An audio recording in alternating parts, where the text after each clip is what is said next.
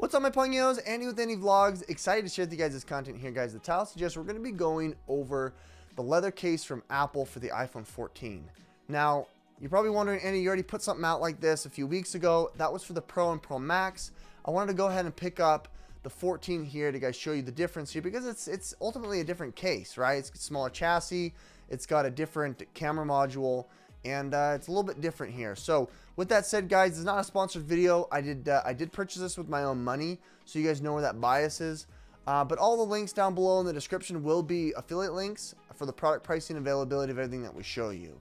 So with that said here, I do want to show you guys that I am sporting the Horween leather right now on the 14. This is my go-to leather case. I want to show you guys a brief comparison. I do have a separate video for that if you guys want to check that out.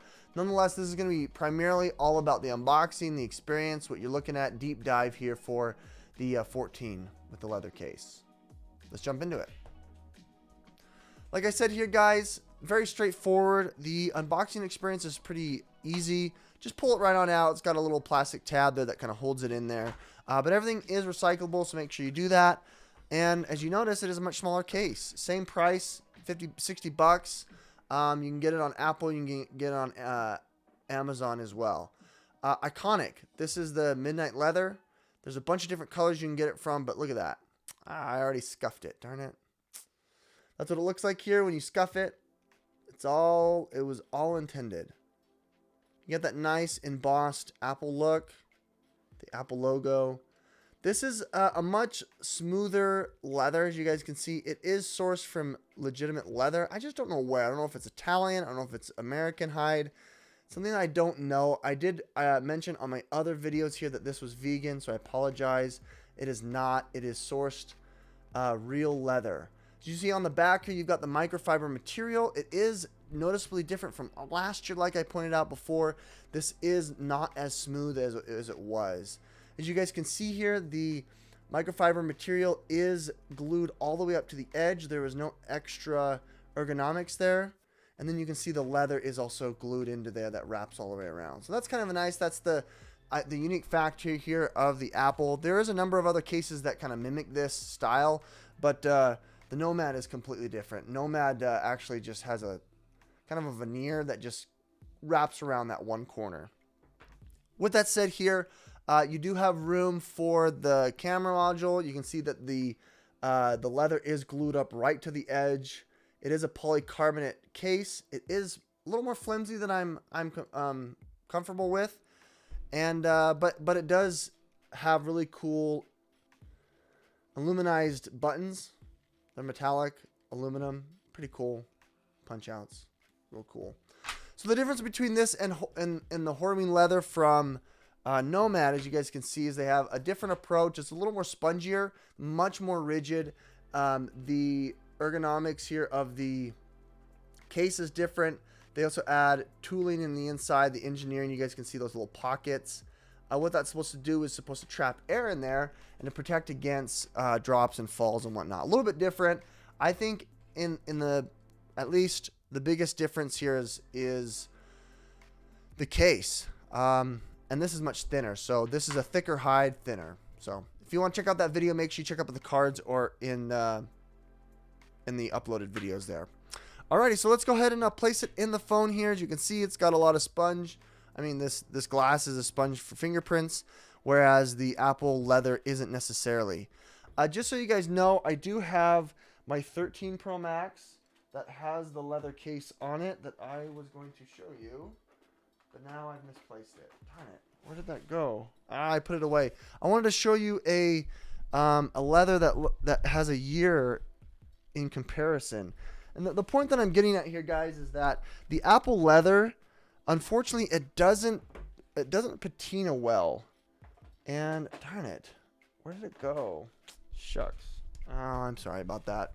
I haven't. I showed it here on the other video. If you want to look at the comparison video, in the comparison video, I showed the patina of the different and the aging. So the one thing about this case is that it's going to stay this color for the most part. You're obviously going to see oils as you touch it and wear it down, but you're not going to see the darkening of the color as much as you would with, you know, let's say the Horween leather from Nomad. With that said, it looks really, really good. This is my favorite, I think, of all the phones and how they look. I really love aesthetically the two lenses, and I love how, you know, the smallness of this shape doesn't overwhelm the rest of the phone itself. So obviously the Pro is going to be a better phone, but since it has that same chassis or same diagonal, I don't like how the camera bump just protrudes out here. This is really nice and sleek, fits in your hand. If you prefer the smaller size phones, this is probably the one for you. With that said, here the case itself, as you can see, it does lip up around the bezel. I do have a on this one I don't, but when I reviewed it here, the tempered glass case does not get touched by the edges of the case there. The tempered glass, not case, screen protector. So it's really nice here that when it lands flat on its face, it's not going to impede or touch the screen, which is super important. With that said, on the back side here, you do see that the camera bump does have that protection. It does not protrude out, which is really, really nice. So that means that when your phone does land on the back side, it's not going to be scratching the lens there. Buttons are very, very clicky. That's one of my favorite parts about it. Do not disturb is well reached. You got your I/O here on the bottom, speaker, lightning button. I want to show you that it is MagSafe compatible. So if you wanted to throw on the midnight leather wallet, there it goes. It recognizes it. That's what's cool. I also forgot to show you what it looks like when you put on the case. It does recognize it. That's one of the big things that you're paying for here, is that the fact that it will show you that it's a case that's, there you go, boom, there you go. Both of them showed up simultaneously. We've got the Apple MagSafe power bank here, which is obviously sold separately. It looks pretty good. It shows you, it starts charging 7.5 watts. This is like 3,000 milliamps. Pretty cool. A couple of third-party accessories here. You can get the Anker. This is the 621, 5,000 milliamp. It only charges at 5 watts, but this holds 5,000 milliamps. It's sleek. It's very, very thin. I really like this one. You can go a little more sizable. I've got an 8,000 milliamp from the folks at Oizel. It shows you by LED what the charging is. This is fully 8,000 capacity. It's got three different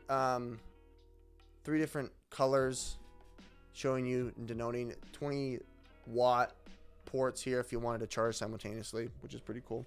Then I want to show you lastly my favorite MagSafe compatible device. This is a snap grip. This is from the folks at ShiftCam. Really, really cool. Shutter button, MagSafe compatible, 5,000 milliamp battery, and you've got this cool little selfie stick. Pretty awesome. I'll have links for all of these products here in the description. You guys can check that out. So with that said, my pungos, that about does it. Wrapping it up here. As you guys can see here, this is one of my favorite cases, my definitely go-to. A little more expensive, $59 here. Pretty compatible, though, and comparable with the rest of the products out there that are leather. I wanted to show you guys what this looks like in the hand, and I do like it. It's one of my favorites. I wish the Pro Max was this small. Nevertheless, I am stuck with it here. If you want to check out the video here for the 14 Pro Max, please consider it up in the cards or in the description. If you are interested in any of these products, hit that like button and make sure you guys recycle this. We'll catch you on the next one, guys. Thanks so much for your support.